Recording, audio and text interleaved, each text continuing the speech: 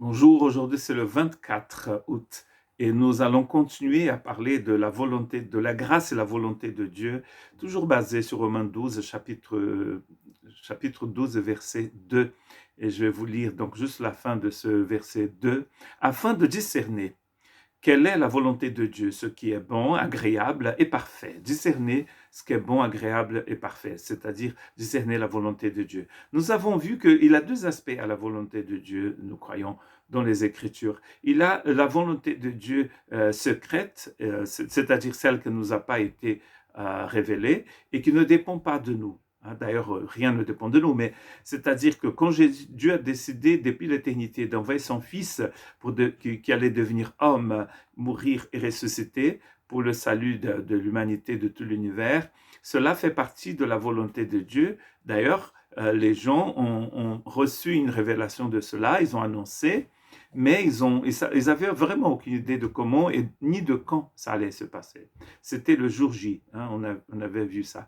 Là, c'est une volonté on voit l'accomplissement de la volonté, le moment précis. Il a un autre aspect de la volonté de Dieu que nous avons vu hier, c'est cette volonté qui est révélée. Et il a d'ailleurs un livre dans la Bible qui s'appelle Révélation, traduit Révélation en anglais, et en français on l'appelle Apocalypse. Et c'est écrit que c'est l'Apocalypse de Jésus-Christ, c'est-à-dire la révélation de Jésus-Christ. Donc tout ce que l'Apocalypse nous dit sur Jésus, c'est pour nous, c'est de la volonté de Dieu révélée pour nous. Deutéronome 29, 29 nous dit que les choses cachées sont pour Dieu et celles qui sont révélées sont pour l'homme. Donc tout ce que Dieu nous a révélé est pour nous. Pour nos enfants, dit le texte 29, 29, Deutéronome. Mais ce qui est secret est encore pour Dieu. Donc dans Romains 12, 2, ce qu'il nous faut discerner, c'est la volonté révélée de Dieu. Si vous lisez, par exemple, je ne sais pas si vous avez déjà lu la Bible, mais si vous lisez Matthieu 5, 6 et 7, dans ce texte que nous appelons aussi la constitution du royaume de Dieu, dans ce texte, c'est écrit que nous devons aimer toutes les personnes, avec agapé d'ailleurs. Et en plus, on doit prier pour eux. Donc, vous devez prier, aimer votre belle-mère et prier pour elle, et aussi vos amis, c'est-à-dire vos ennemis. Votre mère, vos parents, vos cousins, vos frères, vos sœurs, vos amis, vos ennemis aussi, avec le même amour. Vous priez pour ceux qui vous persécutent et vous bénissez ceux qui vous maudissent. Ça, c'est la volonté de Dieu. Mais vous savez quoi? C'est beaucoup plus simple, beaucoup plus intéressant pour beaucoup de chrétiens de passer du temps, diviser l'Église en parlant de la fin des temps.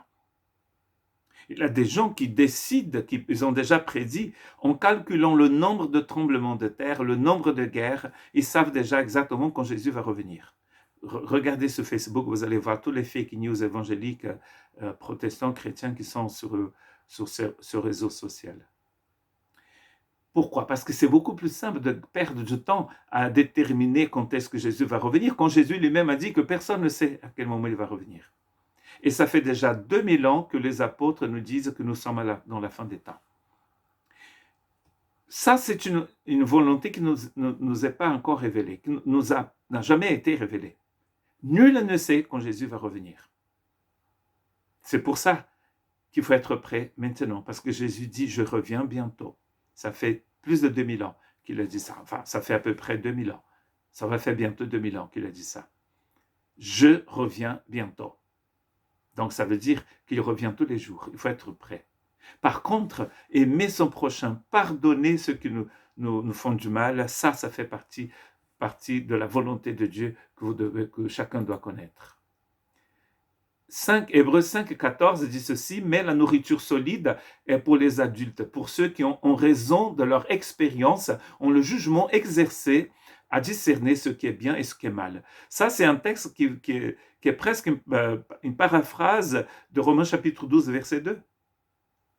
Quand le Saint-Esprit transforme, métamorphose notre intelligence, nous pouvons discerner ce qui est bon de ce qui n'est pas bon. Et du coup, nous allons pouvoir mettre en pratique. Quand on est dans les ténèbres, on est aveugle, on ne voit rien. Mais le disciple du Christ est dans la lumière, car Jésus même a dit, vous êtes la lumière du monde. Et lui, il est la lumière, et nous sommes dans la lumière, et nous sommes devenus aussi lumière. Donc, du coup, le Saint-Esprit nous montre ce qu'est ténèbres. C'est ça C'est ce que le Saint-Esprit veut faire. Et ça, c'est la volonté de Dieu. Regardez que la personne qui a écrit Hébreu dit que la nourriture solide est pour les adultes, pour ceux qui discernent. Sinon, on va passer toute notre vie à boire du lait. Mais vous avez déjà vu un bébé, quelqu'un qui reste bébé pendant 30 ans? C'est une maladie, c'est pas normal. Donc, ne soyons pas des bébés, soyons des adultes. Et là, nous allons pouvoir discerner la volonté de Dieu. Et encore un texte fascinant, Philippiens chapitre 1, 9 et 11, c'est souvent dans Philippiens, Colossiens et Éphésiens, au début, Paul prie pour ces églises-là, pour ses frères et sœurs, pour qu'ils puissent comprendre ce qu'il va expliquer dans la lettre. Et voici ce que je demande dans mes prières, c'est que votre amour augmente de plus en plus en connaissance et en pleine intelligence. Très important. En pleine intelligence. Pourquoi faire? Pour que vous puissiez discerner ce qui est essentiel, mes frères et sœurs. Ainsi, vous serez purs et irréprochables pour le jour de Christ, remplis du fruit de la justice qui vient par Jésus-Christ, à la gloire et à la louange de Dieu. Pourquoi est-ce qu'il prie? Il prie que ces chrétiens puissent avoir leur intelligence éclairée. Pourquoi faire? Pour pouvoir discerner ce qui est essentiel. Souvent, nous perdons un temps fou, comme par exemple parler de la fin des temps. Je viens d'un pays où la scatologie peut diviser une église. Il y a des églises qui sont divisées pour ces histoires des fins de temps, du retour du Christ. Au lieu de penser qu'il faut être mature et attendre le retour du Christ aujourd'hui, ils sont en train de jouer un genre d'horoscope gospel chrétien qui essaie de deviner. Regardez, les réseaux sociaux sont remplis de fake news. Souvent placés sur ces réseaux par des chrétiens. Donc la volonté de Dieu révélée en ce qui concerne l'amour et le pardon, vous pouvez la connaître et la mettre en pratique. Par contre, laissons ce qui est secret à Dieu. C'est ce que Deutéronome nous dit. Ce qui est secret appartient au Seigneur, mais ce qui a été révélé, c'est pour nous et pour nos enfants aussi. Il dit. Que Dieu vous bénisse.